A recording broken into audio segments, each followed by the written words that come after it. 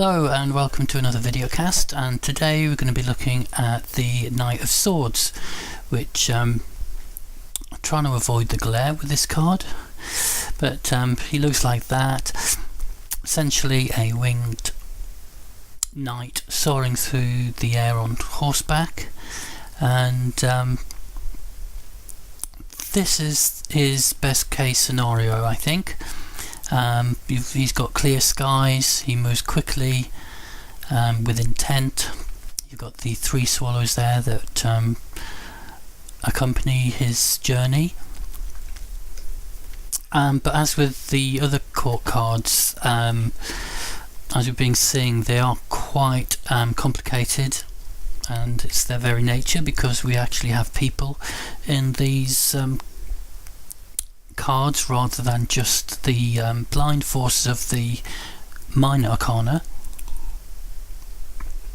So I think in the last video I alluded to elemental dignities a little bit when we looked at the Knight of Cups, because the Knight of Cups was a mixture of fire and water, and those two elements didn't get along, so inherent within his personality was this conflict going on. With the Knight of Swords, we've got the element of fire and air, and they are very complementary to each other. So he hasn't the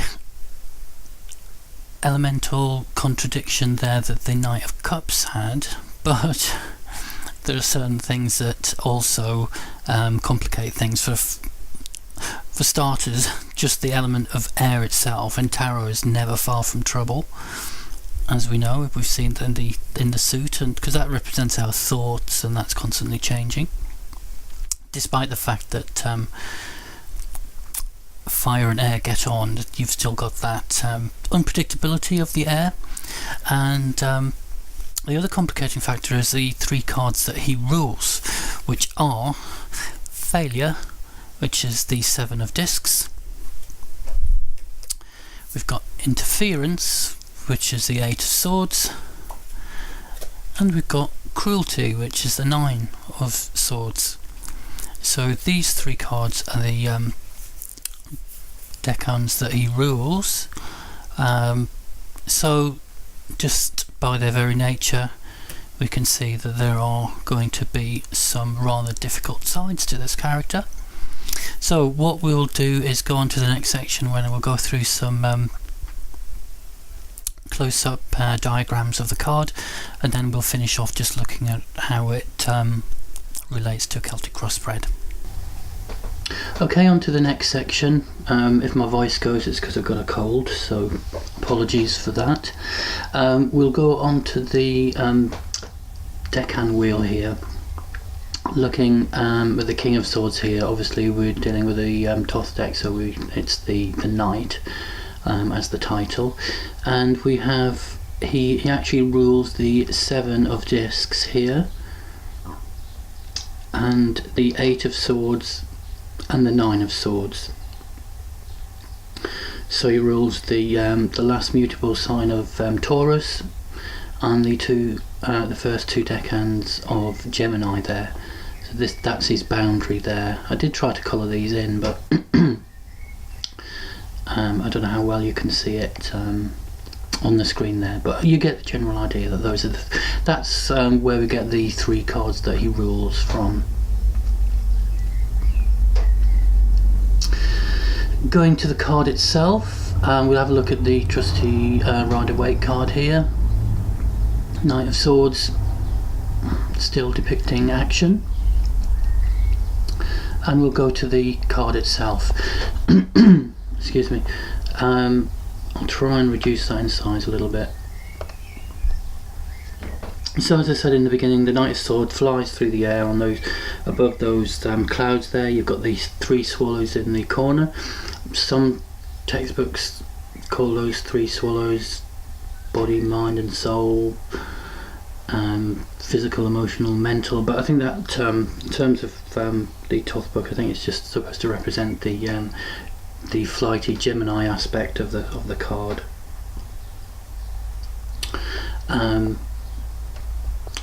So we will go on to the sub-elements of the card.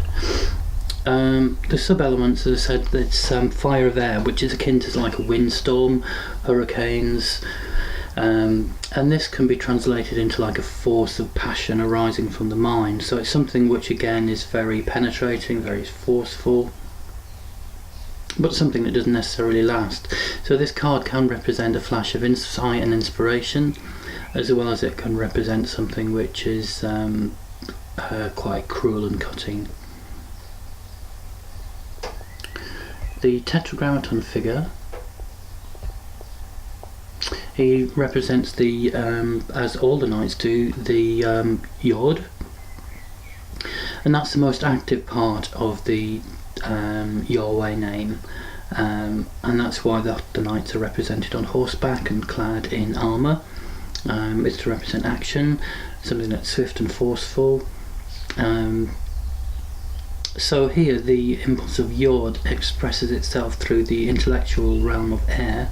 Against this reinforces the fact that we see like a great intellect with powers of discrimination, and that discrimination can, as I said, act either in a very constructive, positive way, or it can be cruel and callous. Looking at the four worlds, you'd think that, as we said, the knights occupy Hokmar here, so good position on the tree of life, but in the four world scheme of things, the Yetzirah here, the third world, is actually quite far away from the top. So that's where we start to get the degeneration of the suit of swords. So that's another indication that you know, there's always that potential, because he may be so far away from his like purity that there is more chance that his actions can be harmful. I think, as with all these court cards, we're seeing that there is a fair amount of unpredictability in these, and that will probably translate into readings as well. You know, if a court card comes up, then you know, the message of them might be unclear. I think I said in the previous video that Neptune rules this Sephiroth, so we've got to factor Neptune into this. And again, that does bestow a quality of strong intuition and a capacity for spirituality, but that is also coupled with the Neptunian tendency for confusion and unreliability. So again, the situation is quite complex. I think astrologically as well, we'd decided that he rules 21st degree of Taurus, the 20th degree of Gemini. So we know that Gemini, which he is 2/3 of, is all to do with the intellect, and it's also very quick acting, and he's got that mutable section of actually no, he's got the first two decans of Gemini, and the mutable section of Taurus. So with Taurus, you would really say that Taurus is to do with stability and determination and practicality, but he's got the very last decan of Taurus, where the energy of that sign is actually waning. So his main influence is of Gemini. Just looked up in terms of history, there's this connection between Gemini and Roman mythology, Castor and Pollux, twin brothers, known as the Dioscuri, and they were often portrayed on horseback with winged helmets carrying spears. These spears, and these are some of these winged helmets that they've got. So this deck does contain a lot of mythology and that sort of thing, which I really like. It said when Castor was killed, Pollux asked Zeus to let him share his own immortality with his twin to keep them together, and they were transformed into the constellation Gemini.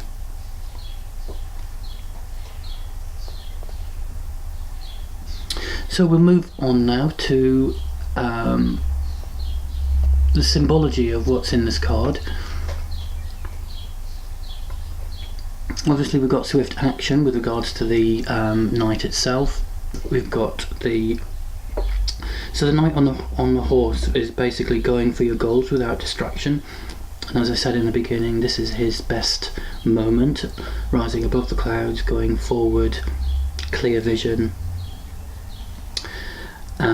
The wings bear the names of the 4 directions of the compass, and I'll try and do a close-up of this. So you can see we've got south here, you've got the E-A-S-T, east, west, which you can barely see, and north, which I think is a bit more obvious there. So how is this relevant? Well, he's actually heading between the south and the east. So how is south-east significant? Well, this is attributed to the lesser banishing ritual of the pentagram of the Golden Dawn. As part of the ritual of the Kabbalistic Cross, it's outlined in 4 compass points where the north equals earth, south equals fire, east equals air, and west equals water. So the fact that he's southeast, south being fire and east being air, the direction indicates is there like a nod to his sub-elements, which is fire and air. This is all in the notes and on my website. So 2 swords, a symbol for air and penetrating nature of the intellect to see through things. Dual blade, symbol for Gemini. Swallows attributed to Mercury, like Hermes, ruler of Gemini and communication. The long sword has a symbol of air, and the short sword has a symbol of the sun, so that's again his sub-elements. This is called a poniard, small dagger. Again, handle bears a symbol of the sun, which is fire, and that's sort of Aquarian-like sort of thing, therefore, which is an air sign. So again, like these wings here, the swords again represent fire and air. Going on to the 3 cards that he rules, which I've not got diagrams of those, but I'll just quickly go through them. We've got the 7 of Discs, which is failure. That card is ruled by Saturn.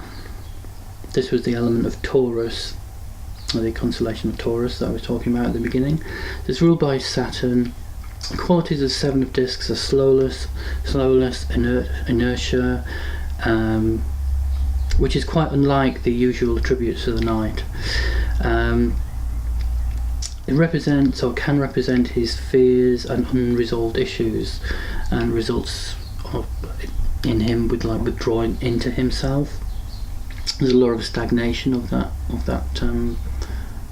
associated with the 7 of Discs.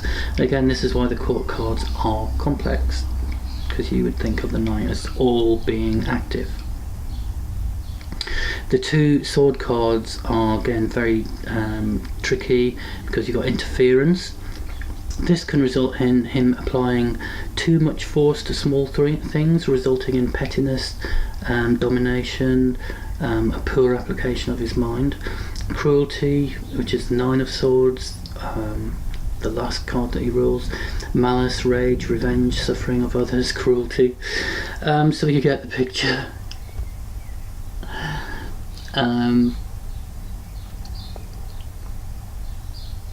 I did have a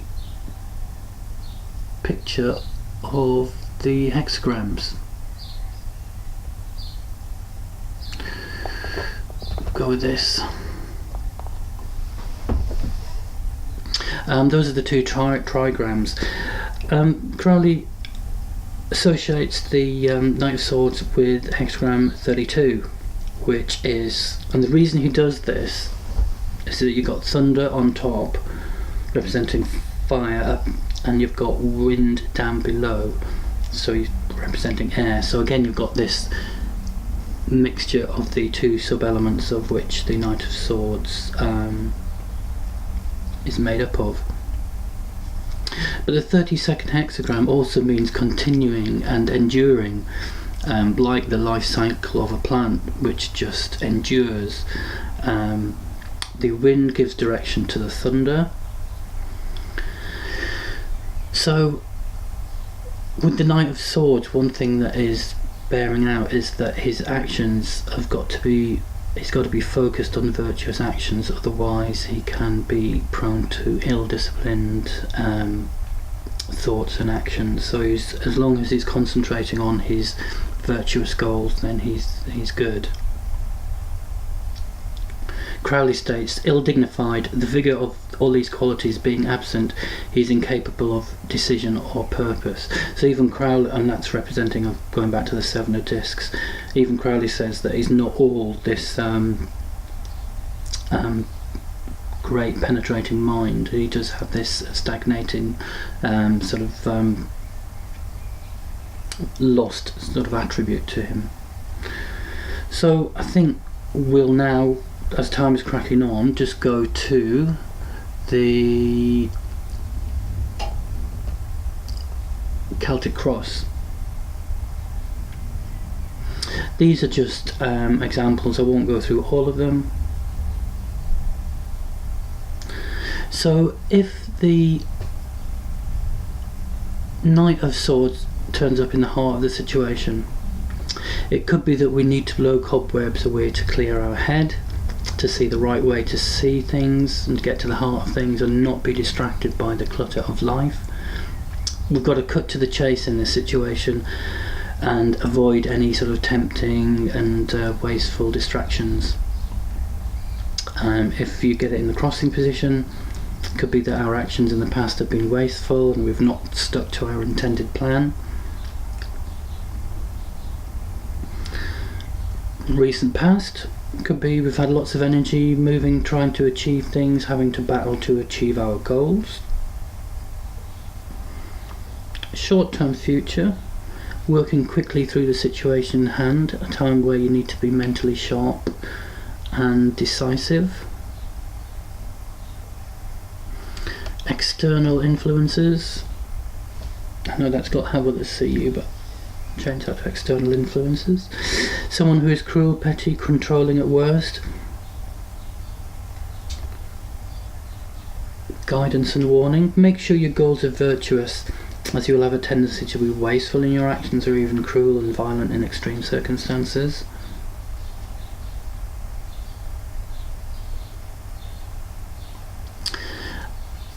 Overall outcome is a good one. You're able to move quickly towards your goal and you will be making progress in the situation you're asking about. If someone has been unfair to you, you'll be able to overcome those type of obstacles and rise above the situation, like the knight in the photo, to get what you want. You need to take action and speak your truth and keep a clear head. So that's more than enough, and thanks for listening, and see you in the next video.